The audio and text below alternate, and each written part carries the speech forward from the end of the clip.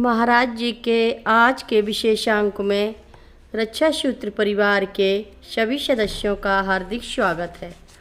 बाबा जी के भक्तों को राम राम। अकबरपुर में नई नवेली दुल्हन राम बेटी को भी ज्ञात था कि उनके ममेरे व मौसेरे भाई आज उन्हें लेने आने वाले हैं।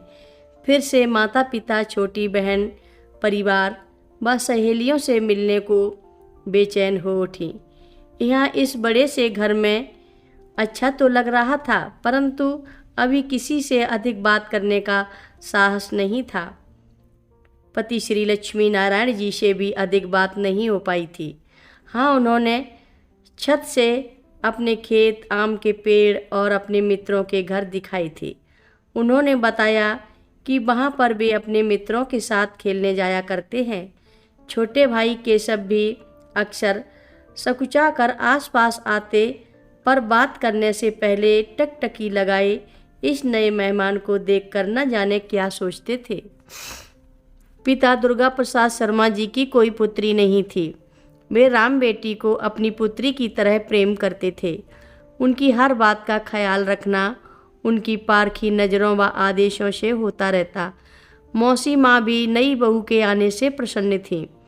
उन्हें पक्का विश्वास था कि अब कुमार लक्ष्मी नारायण भी सामाजिक परिवेश में घुलना मिलना आरंभ कर नवीन जीवन शैली को अपनाएंगे।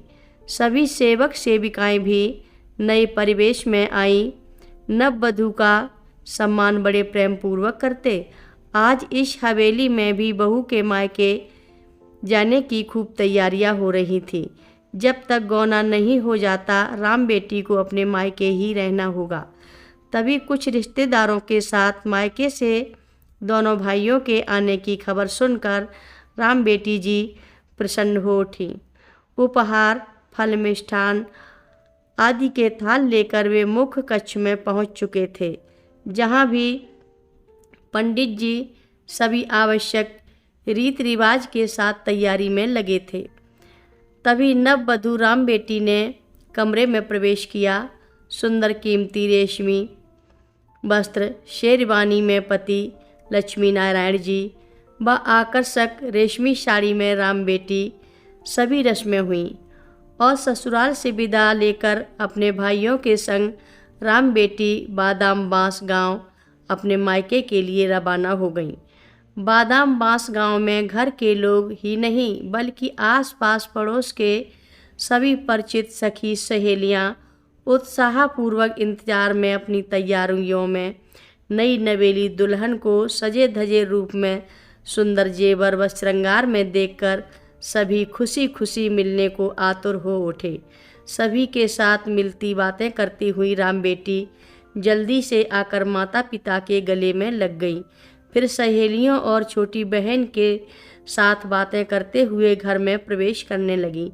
माँ ने विधि विधान पूर्वक रस्म निभाते हुए बिटिया का भरपूर स्वागत किया और सब खुश थे कि गौने की रस्म हो जाने तक राम बेटी हमारे साथ इसी घर में रहेंगी। हवेली में जीवन पुनः पूर्वत हो गया। विवाह उत्सव की इस रौनक और फिर राम बेटी जी की विदाई हो जाने के बाद घर की दिनचर्या अपने ही आकार में फिर से लौट आई।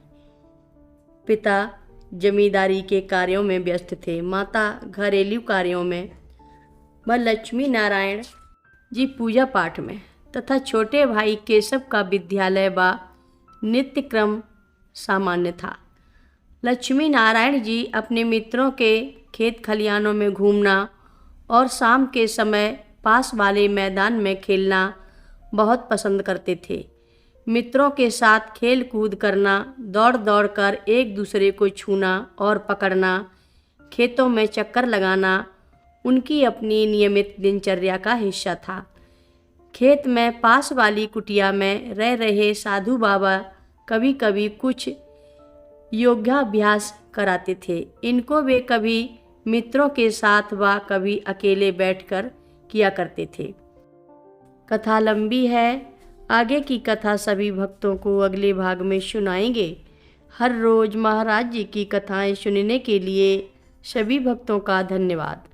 सभी भक्त रक्षा सूत्र चैनल को सब्सक्राइब करें, शेयर करें, लाइक करें, घंटी बजाना ना भूलें।